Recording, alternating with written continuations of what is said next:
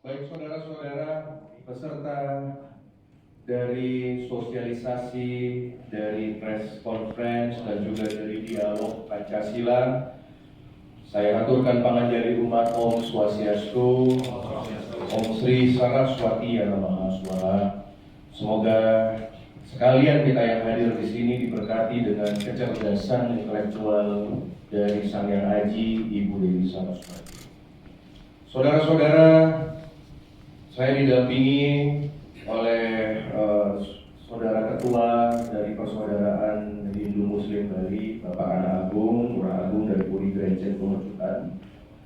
Kemudian juga benten utusan dari Juru Penyelidikan dari Majelis Desa Adat Kecamatan Nusa Bapak Wayan Suple, saudara-saudara yang hadir di Demangku yang saya sucikan, dari instansi yang diundang dan masyarakat yang diundang melalui media pada hari ini dan tentunya rekan-rekan wartawan. Pertama, kami mohon maklum karena keterbatasan tempat dan keharusan untuk mengikuti protokol kesehatan. Maka kami mengadakan acara ini dengan kesederhanaan, dan tetapi pada hari ini sudah ada teman-teman yang membantu untuk live streaming. Dan sekarang banyak sekali masyarakat di Bali yang menyaksikan acara ini melalui sosial media. Yang Astungkara nanti akan menjawab pertanyaan-pertanyaan di masyarakat yang menurut saya sebagai anggota DPD, momentum ini sangat baik sekali. Karena pertama, DPD RI semakin dikenal oleh masyarakat. Memang itu tujuan kami, karena sebagai lembaga baru, DPD RI harus selalu menunjukkan eksistensinya. Yang nomor dua, masyarakat semakin mengetahui siapa pemimpinnya. Saya mengakui semenjak isu-isu ini berjalan, dan anehnya isu ini berjalannya sejak awal pandemi, saya merasa tingkat popularitas dari Arya Wedakarna ini meningkat tajam sekali. Ini blessing yang luar biasa. Jadi semua orang membicarakan AWK. Semua orang, semua media, semua platform-platform itu sebenarnya tiada hari tanpa AWK. Dan Astungkara ini merupakan suatu promosi yang gratis sebenarnya, karena promosi yang tidak murah. Dan inilah sebenarnya purpose-nya adalah untuk minimal orang itu menoleh ada seorang wakil rakyat yang tidak mainstream cara berpikirnya. Ya, kita memiliki 4 orang DPD, kita memiliki 9 orang DPR RI. Astungkara sekarang fokus masyarakat ya untuk bisa selalu bertanya dan mengajukan aspirasi Astungkara di DPD RI ini sebagai lembaga negara. Saudara-saudara, sebagaimana undangan yang disampaikan bahwa ada beberapa hal yang ingin kami klarifikasi dan kami juga sampaikan melalui momentum ini terkait dengan adanya statement dari saya tentang masalah seks bebas di kalangan anak muda, kemudian juga suatu himbauan untuk memakai alat kontrasepsi, kemudian juga terkait dengan masalah planet dewa, terkait dengan masalah musuh pendidik, terkait dengan masalah campione, statement Blok Ajung, terkait, dan yang paling heboh tentunya adalah terkait dengan masalah Hari Krisma.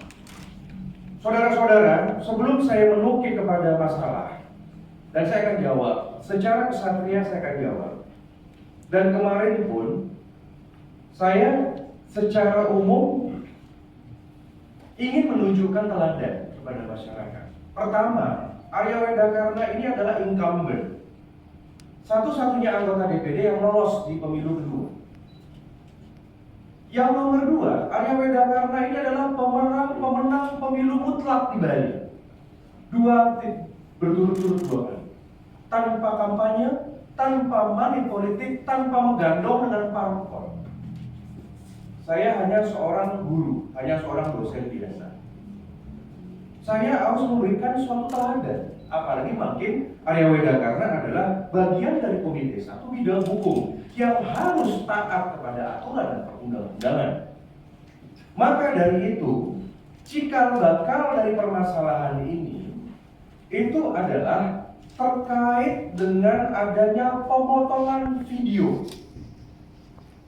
Saudara-saudara yang hadir dan menyaksikan dari acara ini harus paham, apapun yang menjadi viral saat ini itu adalah video lama yang disampaikan dalam acara resmi.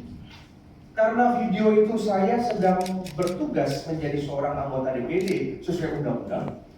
Videonya itu diperkirakan tahun 2017, tahun 2018. Sudah lama itu diunggah. Karena Arya Widakarna kalau bekerja beda sama pejabat lain. Yang transparan. Makanya jangan heran, sosial media AWK mungkin di kalangan pejabat paling banyak untuk dicari. Saya transparan, semenjak Tiang dilantik menjadi anggota DPD tahun 2014, saya ingin meniru Pak Jokowi, saya ingin meniru tokoh-tokoh hebat lainnya di Indonesia, bahwa di Bali ada anak muda yang dipilih oleh rakyatnya dengan suara mutlak, ingin menjadi sesuatu yang berbeda. Salah satu bukti perbedaannya adalah selalu transparan dalam bekerja. Coba makin semeton, lihat pejabat yang lain, lihat wakil rakyat yang lain, ada nggak seperti Tiang yang transparan dan terbuka? Itu yang namanya good governance. Yang nomor 2, saya ingin menyampaikan motif orang yang memotong. Itu dulu diseimbangkan. Saya bisa saja laporkan, dan mungkin akan saya laporkan. Memotong-motong video saya, dari video 1 jam misalkan, hanya dipotong 3 menit, hanya dipotong 1 menit, hanya dipotong 5 menit. Kalau orang itu adalah orang atau kelompok itu adalah kelompok yang trikaya parisude, tidak memiliki suatu tendensi politik, saya kira masyarakat biasa tidak akan tega dan tidak akan niat untuk memotong. Saudara harus paham dulu.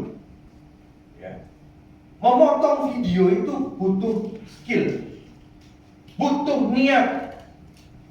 Jadi niatnya, pikiran yang baik udah gak ada. Kemudian mengunggah. Apa niatnya mengunggah? Maka dari itu senang sekali ketika tim humas kami membuka video-video yang asli, masyarakat akhirnya menjadi tercerahkan. Oh, kalau dilihat pidatonya Haji Widakarna secara utuh, apa yang disampaikan ya biasa-biasa saja, normal saja, begitu. Nah, makin saudara harus fair, mandatan kena karma. Karena pemotongan video yang dialami oleh Arya Widakarna bisa terjadi sama setiap warga negara loh. Kita sudah lihat bagaimana Bapak Ahok dipotong videonya. Kita sudah lihat bagaimana pidato dari ketua umum partai, dari tokoh-tokoh, bagaimana video dari Ibu Puan Maharani sebagai ketua DPR, bagaimana video dari Ibu Megawati, bagaimana video Ibu Sukmawati, tokoh-tokoh nasionalis loh, dipotong. Sekarang apa bedanya mereka yang potong video saya dengan mereka yang potong video-video dari tokoh-tokoh nasional? Apa bedanya? Dan aktornya sama. Orang Bali itu nggak mungkin motong, sudah sibuk upacara, sibuk cari pengubah jiwa pandemi, nggak ada niatan. Dan kita diketahui ini provokatornya pintar. Di masa pandemi tidak ada pekerjaan, orang jelas fokus kepada sosial media. Dan sosial media inilah yang akhirnya dimanfaatkan oleh provokator dan fake account itu.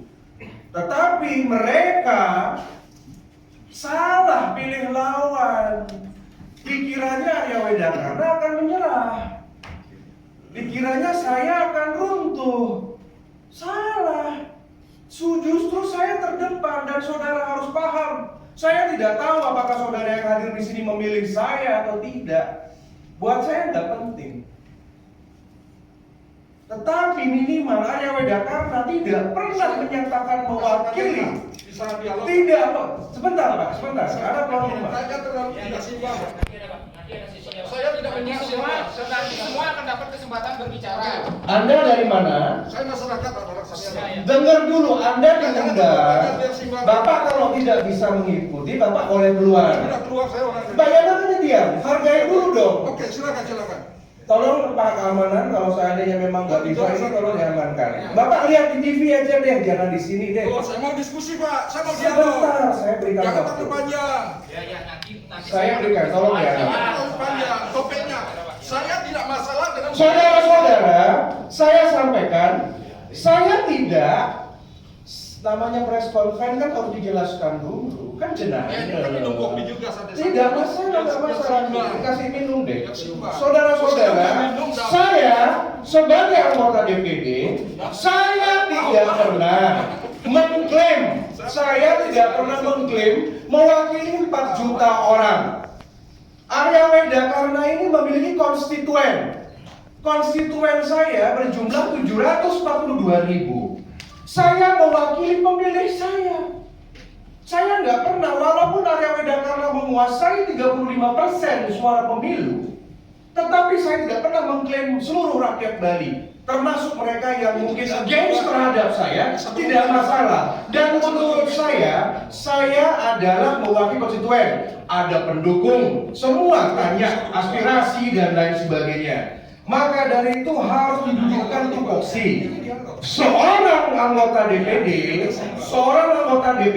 itu harus mengikuti peraturan dari perundang-undangan. Dan ada yang namanya MD3. Saya jelaskan dulu peran yang namanya MD3. Nah sekarang sebelum dialog, saya mau kasih tahu, saya mau kasih info apa yang menjadi suatu hal-hal yang terkait dengan viral. Pertama, terkait dengan masalah pemotongan video. Makin jelas Gumun, ada yang dimaksud dengan pemotongan video. Provokatornya sudah ketemu, seakan dilaporkan, tendensinya ada. Dan semeton boleh amati, yang memasalahkan saya ini banyak di antara mereka yang dulu used to be atau mantan dari kompetitor saya di pemilu.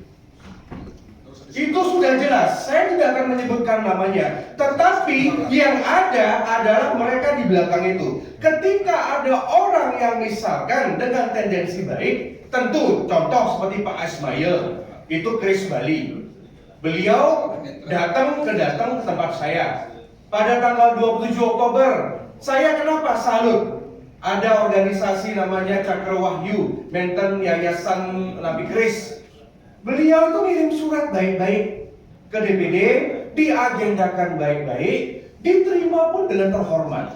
Maka dari itu pun kita sampaikan saat itu diterima baik-baik dan mengerti. Ini yang disebut silaturahmi, disebut sebagai tabayun, disebut sebagai yang namanya silaturahmi. Jadi saya harus menegakkan, tiang tidak akan melayani sesuatu yang ilegal, apalagi ada tendensi. Contoh manten, seperti kemarin terjadi pemukulan terhadap AWK. Ini tiang juga klarifikasi. Saudara-saudara Mangga jelaskan dan walaupun di video sudah ada. Bagaimana mungkin gedung DPD ini milik pemerintah akan diserah terimakan dari Bali ke pemerintah RI? Saya sebagai pejabat mengamankan gedung ini biar aman karena gedung ini dibayar oleh pajak rakyat. Saya ditugaskan undang-undang, kantorlah kamu di Bali, anggota DPD. Bagaimana mungkin pada saat saya berkantor muncul sekelompok massa berdemonstrasi, kemudian 1 hari sebelumnya datang ke kantor teriak-teriak tanpa mengikuti protokol kesehatan, sambil melanggar aturan, tanpa mengikuti protap atau SOP bagaimana tamu yang baik. Itu akan menjadi catatan kami. Kemudian yang kedua, setelah kita layani seperti ini, maunya seperti ini, dialog. Kalau dialog itu makin jenana. Kita punya yang namanya Trikaya Parisuda, dialog harus tenang. Karena kalau orang tenang, orang yang tenang itu sudah memenangkan 50% dari pertarungan. Orang bertenang, tenang mantan, santai mantan, satyam siwam sundaram. Kita ini orang Hindu, tiang semeton. Kita ini punya kawitan patah di besaknya kawitan kita, perdarmaan kita, saudara semuanya. Maka dari itu terjadilah insiden tersebut yang Mas Tungkaro mungkin sudah berproses dan juga ini akan menjadi hal-hal yang selama ini bisa menjadi teladan. Oke, secara umum itu Nah, terkait dengan masalah yang sampaikan kepada Semeton, terkait dengan masalah isu tentang himbauan tentang seks bebas, himbauan tentang memakai kondom. Saudara-saudara harus paham, sebagaimana yang jelaskan, Arya Wedakarna ini mengadakan sosialisasi kepada siswa, dan kita bawa data, tapi datanya data dari Kementerian Perempuan dan Anak tahun 2018. Deputi Kementerian sekarang yang dipimpin sama Ibu Uswoyoga, Kementerian Anak dan Perempuan. Data pemerintah itu mengatakan kalau tingkat menikah mudanya orang Indonesia tertinggi nomor 2 di ASEAN. Data BPS statistik meningkat menjadi 15%, meningkatnya 2%, itu tinggi sekali. Yang nomor 3, Tiang ini kan mengamankan peraturan pemerintah PP 87 tahun 2014. Dan di dalam PP itu ada suatu himbauan dan perintah negara bahwa terkait dengan masalah pencegahan HIV/AIDS. Jadi AWK ini kan pengusung undang-undang, pantas sekali Omnibus Law. Omnibus Law besok ditandatangani presiden, karena sekarang belum ditandatangani. Kalau sekarang mungkin saya belum mendukung penuh undang-undang Omnibus, karena belum tanda tangan. Tetapi besok ketika ditandatangani, kewajiban saya dan seluruh anggota DPD dan DPR harus mendukung undang-undang itu, suka nggak suka. Masa Arya Wedakarna berbicara tentang PP 87 dan PP itu belum dicabut? Tentang ayo dong, daripada kamu AIDS, daripada nanti hamil duluan sehingga anak-anak muda ini nanti terjerat di masa depan yang tidak pasti karena menikah muda. Ayo pakai kondom saja. Ada kok alat kontrasepsinya, dijual kok di minimarket, dan itu legal. Apotek menten, di minimarket menten, di warung menten. Gitu. Kalau Arya Wedakarna berbicara yang ilegal, ya bolehlah Anda memasalahkan saya, tetapi ini kan legal dan ada pertanyaan. Maka dari itu dia menganggap, apalagi di sana kan ada kata-kata di video saya tidak masuk ke wilayah itu. Silahkan saja. Ya, tetapi ingat nih ya adik-adik, bebawadan itu jangan lupa pakai kondom agar AIDS tidak ada. Dan tolong periksa mungkin di Dinas Kesehatan daerah mana yang AIDS-nya tinggi di Bali. Apakah saya harus jadi pemimpin munafik? I don't think so. Saya nggak mau jadi pemimpin munafik. Apa adanya saja. Pemilih yang sebagian besar milenial kok. Pemilih yang banyak anak muda kok. Pengikut yang di sosial media anak muda kok. Baik-baik mereka semua, dan mereka tanyakan sama dia, bagaimana caranya Ji? Saya jawab, apalagi pada saat itu acaranya resmi. Saya pakai PIN DPD, saya ada resmi di jadwal DPD. Seperti itu, sesuai dengan Undang-Undang MD3. Kemudian terkait dengan masalah planet dewa, terkait dengan masalah betara lokal. Sekarang ini, coba ambil deh kitab suci satu deh, yang warna kuning Bhagavad Gita, yang karyanya Gede Buji. Tolong diambil satu bosnya. Saudara-saudara, Tiang sebagai orang Hindu, saya diajarkan semenjak sekolah, kitab suci agama Hindu adalah Bhagavad Gita. Salah satunya selain Caturveda, selain Itihasa, Mahabharata, dan Ramayana. Kemudian, ya sebagai seorang Hindu saya baca dong namanya kitab suci. Itu yang tercantum kok di dalam sejarah Indonesia. Bahkan Bapak Paduka Bung Karno pun di dalam pidatonya, di dalam buku resmi beliau, di Cindy Adams, karya Cindy Adams, wartawan Amerika, beliau mengatakan kepada dunia, aku ibuku orang Bali dan aku membaca Bhagavad Gita 5 kali dalam hidupku, A sampai Z, A sampai Z, A sampai Z, A sampai Z, A sampai Z. Jadi Bung Karno sendiri pun membaca Bhagavad Gita. Beliau seorang Muslim yang baik.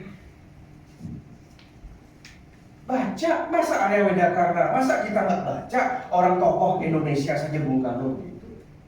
Kemudian Bapak Jokowi, presiden kita, dalam sebuah wawancara itu viral di seluruh dunia. Ketika ditanya sama wartawan, Apakah Bapak Jokowi ditanya, Pak Jokowi siapakah figur idola Bapak Jokowi? Ini kan pertanyaannya langsung tiba-tiba oleh wartawan.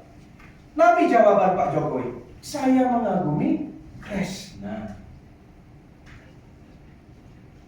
Ada. Apakah Pak Jokowi mengagumi Kresna tiba-tiba beliau jadi Hindu? Kan tidak. Apakah ketika Bapak Bung Karno membaca Bhagavad Gita menjadi Hindu? Tidak. Apakah Arya Wedakarna ketika saya datang ke acara Hare Krishna karena diundang loh? Nanti kalau anggota DPD diundang nggak datang dibilang buta bongol. Nanti ketika tiang datang salah. Ketika saya diundang, ya saya datang karena diundang. Mereka kan bayar pajak, sedangkan pejabat negara kan gajinya dari pajak rakyat. Mau rakyat yang manapun sama. Apakah Arya Wedakarna ketika datang anak saya Hare Krishna? Belum tentu. Mohon maaf loh, yang ini penglingsir Arya dalam menjeluk Tegar Polri loh. Saya sekjen, kawitan yang gede jika ditonjol. Kedung semeton tiang Puri Agung Gelunggung ada di prasasti, ditandatangani majelis desa ada. PHDI nandatangani prasasti dari leluhur ke tiang. Ketua umum tiang Cir, Bapak Suweto, mantan Wakapolda Bali, ketum tiang sekjen, tiang berdua rong tiga, tiang makan bawi. Kenapa yang dituduh Hare Krishna hanya gara-gara pidato? Dan saya sampaikan, kenapa yang menggal-menggal pidato saya, kenapa tidak mengunggah pidato yang di gereja Katolik? Ada di YouTube, di gereja Katolik tanggal 24 Desember 2019 pada saat malam Natal. Saya hadir di gereja Katolik di Kepundung. Arya Wedakarna begini. Yang dikasih tempat paling depan duduk sama pendetanya, beliaunya diterima, bahkan disuruh pidato di gereja. Apa di dalam pidato saya? Memuji. Saya memuji, tugas orang itu memuji, memotivasi rakyatnya. Saya puji, bahkan di gereja itu saya sampaikan, coba Arya Wedakarna tidak putranya tokoh Hindu. Karena ada 7 orang tokoh Hindu yang mendirikan Pancasila zaman Bung Karno, termasuk Ratu Wajitya almarhum Sriwedha Strosbiasa, ketua PNI sahabat Bung Karno tahun 59. Kalau dia tidak menjadi tokoh Hindu atau putra tokoh Hindu, mungkin saya sudah Katolik. Karena saya senang dengan Katolik, mungkin saya sudah pindah agama. Saya sampaikan di depan jamaat, kenapa nikah tidak diributkan? Ketika saya datang ke Wihara Buddha, saya sembah. Bahkan saya sampai tengkuluk di patung Buddha, di komentar di media sosial tiang. Yang dimasalahkan ketika Arya Wedakarna nyembah ada figur yang kebetulan di botak begitu ya. Wong namanya patah sekali tiang datang sekali saya datang ke masjid, ke musola. Datang ke gereja yang begini, lihat patung Bunda Maria yang sempat hadir di Palasari, yang sempat hadir di gereja Dalung, begini dia. Yang datang ke wihara sembah sampai di bawah, sampai tengkurap. Itulah peran DPD. Itu dipotong-potong, dibilang Arya Wedakarna nyembah patung. Waduh. Kalau dibilang nyembah manusia, apa bedanya ketika kita begini kalau lihat patung Bung Karno? Coba lihat di Renon. Siapa yang dirikan patung Bung Karno nih kan? Di Renon nih kan, di dekat DI ini kan? Arya Wedakarna. Saya itu nyumbang untuk Bali. Begini saya, apakah saya menyembah Bung Karno sebagai Tuhan? Tidak. Sama seperti orang tadi kita Indonesia Raya menyembah bendera merah putih. Begini hormat, bukan berarti kita memberhalakan bendera merah putih. Jadi ini klarifikasi saya terkait dengan masalah hal-hal lain. Ya, ini yang terakhir yang banyak sekali disebut-sebut terkait tadi misalkan Hare Krishna sama planet Dewa. Termasuk juga di Nusa Penida. Ya dia sampaikan masalah Betara lokal, masalah sistem ketuhanan. Dari mana Arya Wedakarna tahu? Dia mengutip sloka bab 9:25. Ini kata Dewa Wisnu ini. Sri Krishna kan awatara Dewa Wisnu. Beliaunya bicara mau kitab suci di seluruh dunia. Di Indonesia saja ada kurang lebih 10 versi Bhagavad Gita. Bhagavad Gita versi yang dibuat oleh almarhum Prof. Ida Bagus Mantra, yang dibuat oleh tokoh Hindu Gede Puja, yang dibuat oleh Prabhupada, dibuat oleh siapapun lah pokoknya. Termasuk juga Bapak Anand Krishna. Ada juga tokoh-tokoh yang membuat tokoh-tokoh non Hindu yang memang mengkaji Bhagavad Gita. Semuanya ada di sini. Wahai Arjuna, barang siapa yang menyembah roh maka akan pergi ke tempat itu. Barang siapa yang menyembah Atma maka akan pergi pada Atma itu. Ketika engkau berdoa pada para dewa, engkau akan datang ke planet para dewa. Ketika engkau menyembahku, ku itu terserah. Apakah di Sang Hyang Widi, Nabi di Kementerian Wisnu, 1,2 miliar orang hidup pakai niki. Tiangnya cuma mengutip saja gitu. Apakah salah sebagai warga negara saya membaca kitab suci? Kalau misalkan saya disalahkan membaca kitab suci, maka orang-orang agama lain bisa disalahkan karena mengutip kitab sucinya. Saya harus lawan orang-orang yang memang selama ini memasalahkan dengan hal-hal tidak patut. Jadi confirm Arya Wedakarna bukan ISKCON. Saya sampai panggil nih yang namanya ketua ISKCON, Pak, pernah saya di ISKCON? Tidak, Pak Haji. Boleh yang member? Tidak. Ya sudah. You nggak klaim kan? Hare Krishna jangan klaim saya ya. Saya hanya pengagum. Saya Bhakta Krishna, tapi saya tidak aliran. Saya seorang Waisnawa, makanya AWK pakai baju hitam-hitam terus. Waisnawa, kesatria itu hitam, belum siap untuk putih-putih seperti itu.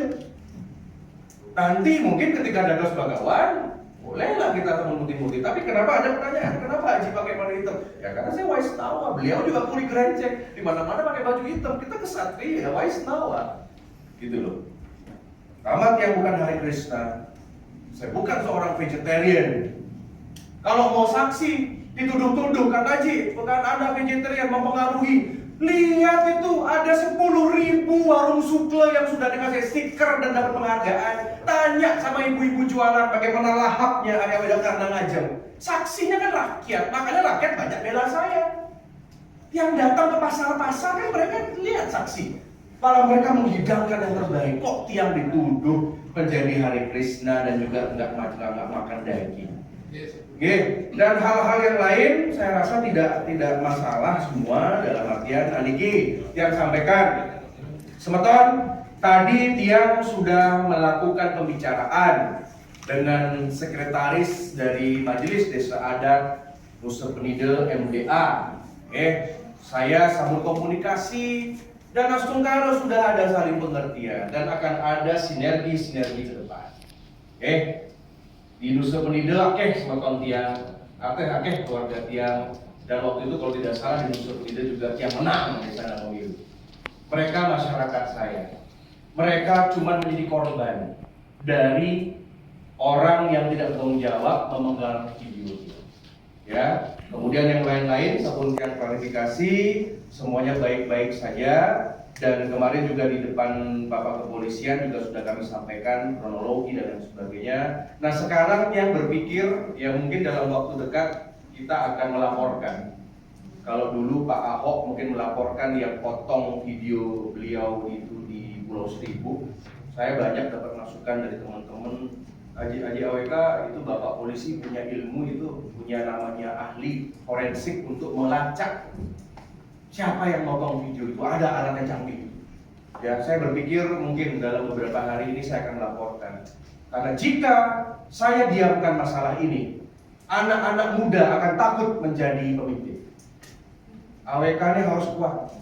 Biar anak muda, karena Tiang ini menang pemilu tanpa uang. Pedalam ini, jangan harus kaya dulu jadi pemimpin, tidak begitu. Tekan jenana mantap, Tiang ini menyemangati. Kalau Tiang sampai nyerah, kasihan anak-anak muda. Begitu. Oke, Tiang rasa demikian dari Tiang, matur suksma kepada Semeton dan sekarang kita akan buka dialog ya. Tetapi ini ada catatan. Semua ini Semeton saya. Saya minta pertama. Tidak perlu niki kan direkam wartawan yang ada sudah live. Niki seluruh dunia ingat. Ini akan menjadi catatan orang Bali bagaimana akan menangani masalah. Di atas Arya Wedakarna, di atas Semeton masih ada yang namanya kebersatuan menyambung Braya, musyawarah mufakat. Tiang akan menjawab pertanyaan pertama, kalau disampaikan dengan sopan, hargai beliau-beliau, hargai Medali Demangku, hargai semuanya pengisi. Sampaikan apa adanya terdengar kok, tidak akan dijawab. Yang nomor dua, tiang tidak akan meladeni ketika ada masuk ke ranah pribadi. Kalau mau kritisi tiang, kritisilah kerja saya. Karena tiang tidak anti kritik, ya, semeton. Jangan pribadi, karena semeton juga tidak mau pribadinya. Kita mau perbaikan. Penting sinergi, makin pun saatnya, makin mau kembali bersatu. Yang pasti, ya terakhir nih, Arya Wedakarna sampun gagah berani. Pertama, kemarin saya hadapi pendemo, datang langsung dibungkur nggak apa-apa. Sekarang membuka gedung ini untuk semua.